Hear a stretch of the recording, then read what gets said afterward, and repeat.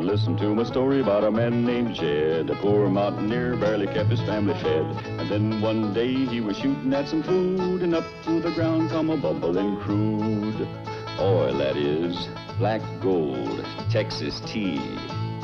Well, the first thing you know, old Jed's a millionaire. The kinfolk said, Jed, move away from there. Said, California is the place you ought to be. So they loaded up the truck and they moved to Beverly Hills, that is, swimming pools, movie stars. The Beverly Hillbillies.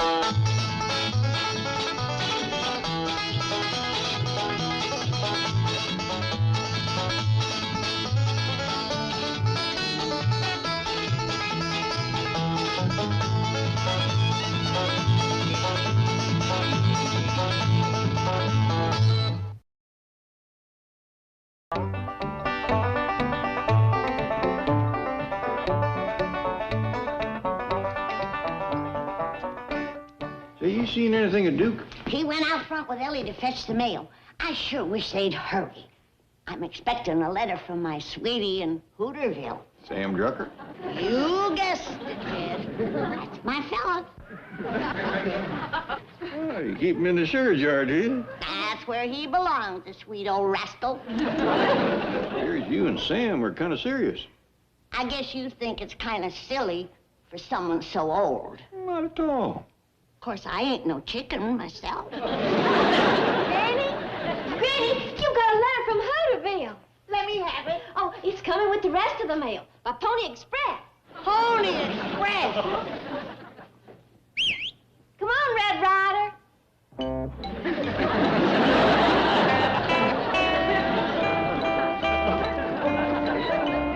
Come on, give Granny her letter.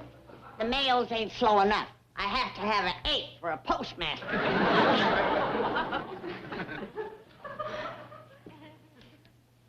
This ain't from Sam. Take a whiff. Smells mighty good, Granny. Not as good as Sam's letters. Oh, this is for Jethro from Billy Joe Bradley.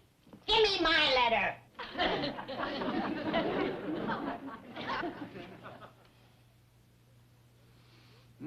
This one smells better than Billy Joe's letter. Not as good as Sam's. This one's for Jethro, too, from Bobby Joe Bradley.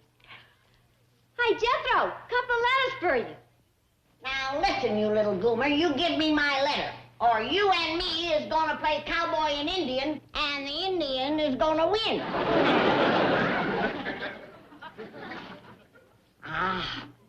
This is from Sam, that romantic devil. It smells better than them other two. I'm pretty near scared to sniff it. May be wrong, Granny, but that smells like spare rib. Told you he was a romantic devil. The last letter was ham hocks, and the one before that was pickled pig's feet. Maybe you ought to keep Sam's picture in a lard can. Oh, Jed. Spare rib? Oh, it's gone beyond that. Well, doggy. Sow belly. The fragrance of love. He's getting serious, Jed. First it was pig's feet, then ham hocks, then spare ribs, and now sow belly. I see what you mean. He's headed up that hog straight for the heart. I best go sit down. This is bound to be a proposal. Now, Granny, before you get your hopes up too high, you reckon them fragrances could be on account of Sam writing his letters on butcher paper? Oh, no, Jed. This ain't no accident. That rascal knows what he's doing. He has done stirred up the fires that I thought was banked for good. Jethro, I'd like to be alone while I read my love letter. You think you've got a love letter? Get a whiff of these. That's kid stuff. The heck it is. Both of them beautiful Bradley girls has promised to marry me. Both of them? Yeah, they know us big Hollywood producers has always got lots of wives. Not at the same time, booby. Well, then they'll just have to take turns. I'll marry Billy Joe one day and Bobby Joe the next. Jethro marries like he eats. Can't wait for the second helping. Sit down, Jed, and I'll read you my letter. Ain't it kind of personal? Oh, you might find it a mite racy, but you're a grown man. True. If it commences to give you high blood, just raise your hand and you can leave the room. That's fair warning. Dear Granny, I hope you will come to Hooterville for Christmas, all of you. Do you hear that, Jed? He wants all of me. Takes a bit right in his teeth, don't he? Yesterday I saged my sausage, skinned my chitlins, and hung my ham. I hope you like them, sugar. Bold rascal. Called you sugar, did he? Read it for yourself. I think that goes with the next line. I hope you like them sugar cured. Read your own mail. Well, I'm just trying to help. Your fire's been banged so long he's done gone out. Yeah, now. All right, you just make arrangements to get us to Hooterville, and I'll take it from there. Fair enough. I'll go talk to Mr. Drysdale. He's alone now, Sam. Lay it on the line, you saucy scalawag. Granny, are we going to Hooterville for Christmas? Yeah, honey, but don't bother me now. I think Sam's building up to a proposal. Well, is Mr. Drysdale going to take care of my critters like he done Thanksgiving? Yeah. You hear that, Fairchild? Mr. Drysdale's going to be giving you breakfast in bed again. Oh, no, he ain't. Not in my house. Oh, but Fairchild likes it. Well, I don't. Now, you let Mr. Drysdale board him over to his place and let him get his sheets all torn up with them claws. Fairchild wouldn't do that? He wouldn't, huh? Come, take a look. Look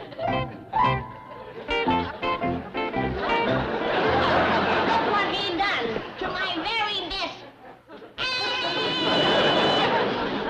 He's eaten my letter. Come back here. Spit it out, you hairy varmint. I reckon he liked it because it smelled of strawberry. Never mind that. Go get it back. What's all the yelling about? Harry's Bear read my letter before I had time to read it. Now I don't know whether Sam proposed to me or not. Jed, go ram your hand down his throat and fetch it out of his stomach for me. I believe I'll pass on that. You can do it. You got long arms. Yeah, I want to keep him that way.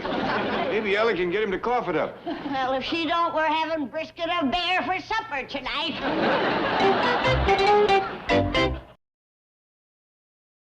Here, Bear. Here, Fairchild. Come on to Granny. She's got a surprise for you. Come on, Bear. Come to Granny. Come on, Bear. Here, Fairchild. Come on. Granny, I'm awful sorry, but Fairchild swallowed your letter before I could catch him. Where is he? I ain't gonna shoot him. Oh, no, honey. I'm just gonna scare it out of him. Don't blame him, Granny. He didn't know it was a proposal from Sam Drucker. I don't either. That's the torture of it. I don't know if he said, come be my bride, or whether stay away from my door. Well, quick as we get to Hooterville, you'll know. How soon he's going? Well, I reckon as soon as Paul gets back from seeing Mr. Drysdale. All right, honey, you run on in and pack. Yes, sir.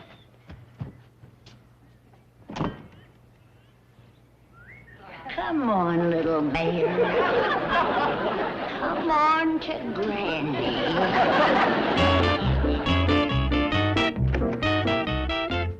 Well, good morning, Chief.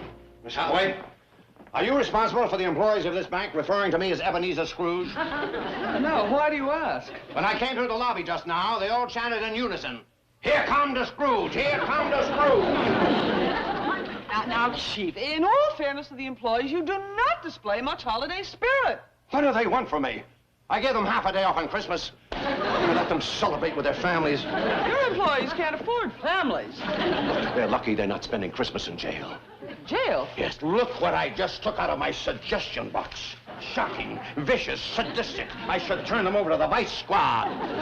And those are just from the women. If you would only display a little generosity, a Christmas bonus, a few gifts. I refuse to commercialize Christmas just to kowtow to my pampered employees. You're all heart. Drysdale, can I bother you a minute? Oh, come in, come in. Howdy, Miss Jean. Clampett? Hey, that's quite a blaze you got going there. Oh, yes, well, you see, every Christmas I burn all the widows' mortgages. What does it feel like working for a man like Mr. Drysdale? Well, I'll tell you. She just told me, she said, Chief, you're all heart. What's that? Mr. Drysdale's employees, they're staging a demonstration. Go put it down. I mean, go talk to them. Me? Sounds to me like it's you they want, Mr. Drysdale. Oh, you're right. They love me. I'm a father image to them. Coming. I'm coming, children.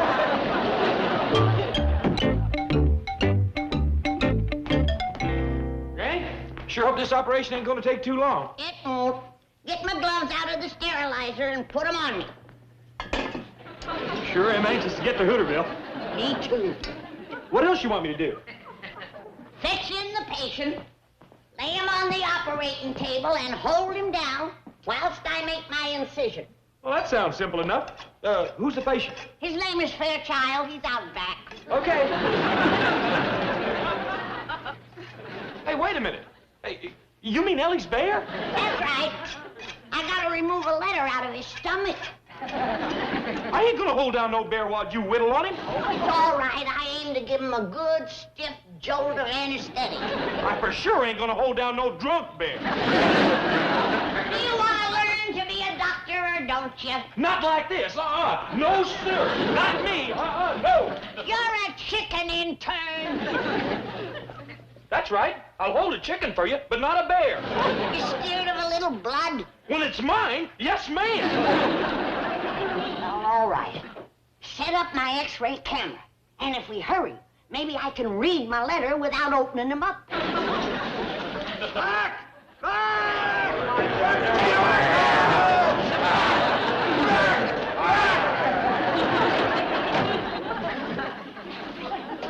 Did you break up the employee demonstration? Demonstration? It was out-and-out mutiny. They demanded the full day off Christmas. Oh, I can't control with these anymore. Get me a couple of police dogs and some tear gas. Mr. Clampett is in your office. Oh, that's right. And here, while you were flogging the mutineers, they sent up this beautiful gift. There you see. They need discipline. They love me all the more for it. It shows them that I care. Sorry to keep you waiting, Mr. Clampett. Oh, my employees gave me this. Well, ain't that nice? I reckon a fella in your position can always use a clock. How do you know it's a clock? I can hear it ticking. Get away! Yes, Chief? Soak this in water! Quickly, quickly! That ain't too good for a clock, is it? It's a water clock, an old Egyptian water clock. Very rare and valuable. Folks here at the bank sure must think the world of you. Yes, they wanted to give me a big blowout. Makes a fella glad to be alive, doesn't it? Very glad. Well, I'll get right down to business. First off, I want to thank you for taking care of Ellie's critters while we was in Hooterville. My pleasure. Oh, you enjoyed it, did you? Had a wonderful time. Loved every minute of it. Even the bear? Oh, Fairchild? Oh, we're pals, buddies. Love that beer. Good, then I don't feel like I'm imposing when I ask you to do it again. Again? Yep, we're going back to Hooterville for Christmas. You're leaving me with the bear? That's right. Oh, Mr. Clampett, please, please. Well, you don't have to beg, Mr. Drysdale. We're glad to give you the pleasure. Merry Christmas.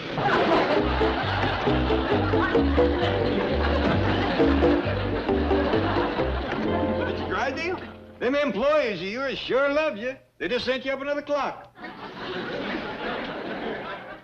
Taking away to beat the band.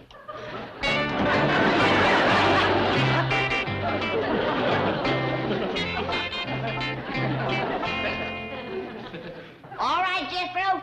When I give the word, set off the flash powder. Granny, this ain't no X-ray camera. Do you think you know more about it than the drummer that sold it to me? I know this camera can't take no picture of the inside of that bear. It's pitch black in there. That's what you gotta light up. And how do we do that, Mr. Sixth grade graduate? Simple. We mix a little of this here flash powder with honey and have the bear to swallow it. Well, how do we set it off? That's simple, too.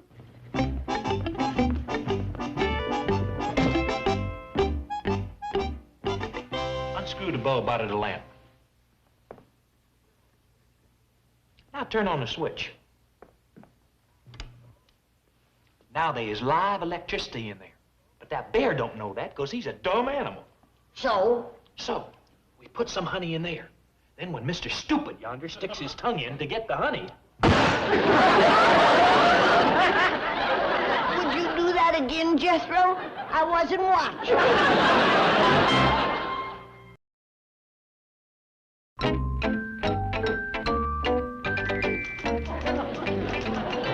Howdy, Miss Jane. Jethro! What happened? You weren't set upon by angry bank employees, were you? No, ma'am. These is powder burns from the explosion. Were you there when the clock went off? No, ma'am, but I was there when the flash powder went off. Flash powder? Yes, ma'am. I was holding it in my hand when I stuck my tongue in the light socket. You know, Jethro, I'm not going to ask you any more questions. I'd appreciate that. Sit down. Take off your hat. I'd rather leave it on until my hair grows back. No, I promise. Now, well, what can I do for you? I'd like to borrow your fancy red convertible to drive to Hooterville. You see, the Bradley girls think I'm a big Hollywood producer. Oh, they are attractive girls, aren't they? They sure are. I'm gonna marry them. Both of them? Yes, ma'am. I proposed to them. They both said yes. It's against the law to marry two girls. They don't know that. They're just dumb old country gals.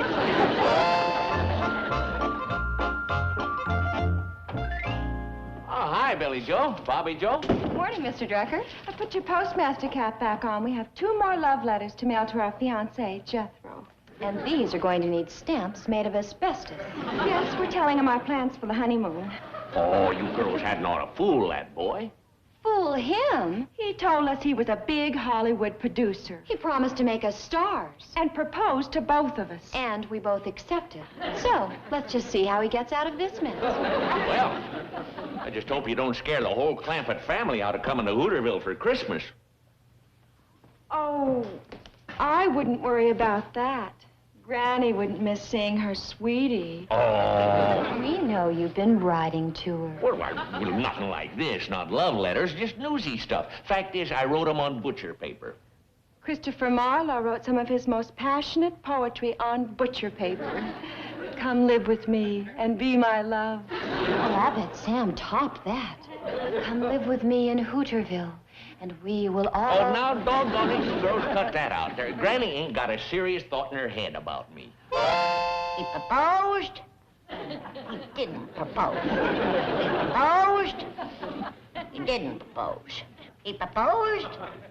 He didn't. Granny, I just talked to Mr. Drysdale. We's all set to go to Hooterville. Wait a minute, Jed. He proposed. He didn't propose. What do you know? I take it you didn't get Sam's letter back. It's driving me crazy, Jed. I don't know whether he asked me to get married or to go fishing. Yeah? Why don't you play it safe? Take a wedding dress and a bait bucket. Ain't fun. Suspense is just killing me. Well, why don't you do a little fishing on the telephone? What you mean? Call up Sam, hint around. Maybe you can find out what he wrote. Oh, that's a good idea. Now, look, girls, I don't have any more time for nonsense. Here, help yourself to stamps. Postmark those and put them in the out-of-town box. I'll get it. Drucker Store. Really? Just a minute. Oh, Sam, it's for you. It's Granny from Beverly Hills. Oh, well, we're going to have to start writing our love letters on butcher paper. Hello? Who was that flibbity-jibbity? Oh, Sam, it's for you. Oh, that was Bobby Joe Bradley. Did you get my letter? I sure did, Sam. That was a dandy letter. Do you remember what you wrote? Yeah. Do you remember the question you asked me? Yeah? He popped the question. Well, Sam, it was sure sweet reading it, but it would be even sweeter if I was hearing it from your own lips. You mean right now? Well, here it is. Will you come to Hooterville for Christmas, all of you? That was your question? Well, that was one of them, yeah. Try me on another one. Well, I don't remember everything word for word. Where is the letter? You wouldn't believe me if I told you. Let me ask you a question, Sam. I'm wondering what to pack. Should I bring something old and something new and something borrowed and something blue? Oh, for the wedding. Yeah. Well, Granny, about that wedding. Listen, don't you dare tell her that we're putting Jethro on. Well, listen, Granny, we'll have to talk about that after you get here. But Sam! No, I'm awful sorry. I can't talk now. You hurry on to Hooterville, and we'll be looking for you. Bye. Listen, Sam. Still don't know for sure. He mentioned a wedding, and then he started crawfishing. Granny, the sooner we get going, the sooner you'll know. I'm going to take that Sam Drucker a jar of my pickled muskrat tails. Muskrat tail. Ain't they got love powers? You betcha. He sow-bellies me, I muskrats him.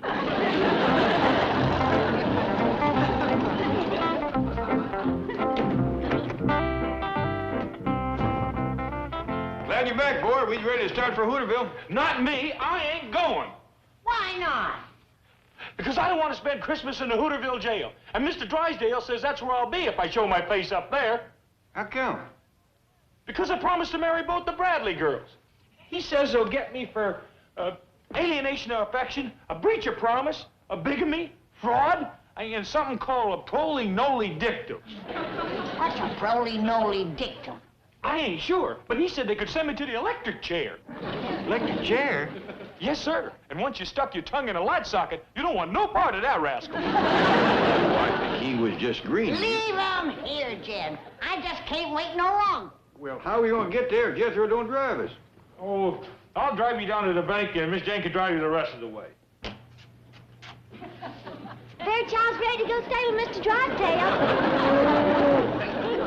Oh, you don't have to leave him there now, Ellie. Jethro's staying home. Oh, no, I ain't. The police might come looking for me here, and they ain't gonna get me for no proli-noli dictum. Noli dictum? What does that mean? Nothing. I made it up. Scared the daylights out of Jethro. He won't go within 1,000 miles of Hooterville. Chief, that was terrible. It was brilliant. Sam Drucker is not luring my hillbillies to Sin City, USA. Sin City? Hooterville, the cars by the Corn Belt. Oh, I feel wonderful. Where's my whip? I'm going down and flog the tellers. Come in. Excuse me, Mr. Drysdale. I wonder if I could ask you another little favor. Anything. The answer is yes before you even ask. Thank you. Miss Jane, would you mind driving us to Hooterville? I'd love to. Wait a minute. What about Jethro? I'm staying with you, Mr. Drysdale. I might need a lawyer. Here's your friend, Mr. Drysdale. He's just a honing and a pining to spend Christmas with you. Why, Mr. Drysdale, here's a present for you. Oh, thank you, Granny. Oh, it ain't for me. The tellers downstairs asked me to give it to you. They sure love that man. Well, let's go. Merry Christmas. Merry Christmas.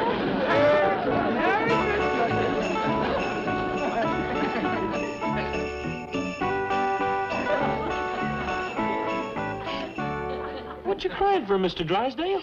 You got me, you got Fairchild, and you got this beautiful present.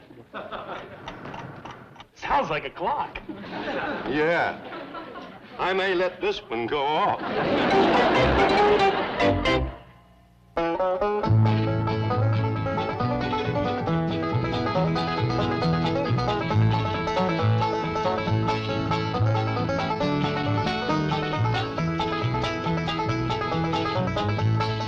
Now it's time to say goodbye to Jed and all his kin. They would like to thank you folks for kindly dropping in. You're all invited back next week to this locality to have a heaping helping of their hospitality. Hillbilly, that is. Set a spell. Take your shoes off. Y'all come back now. Here?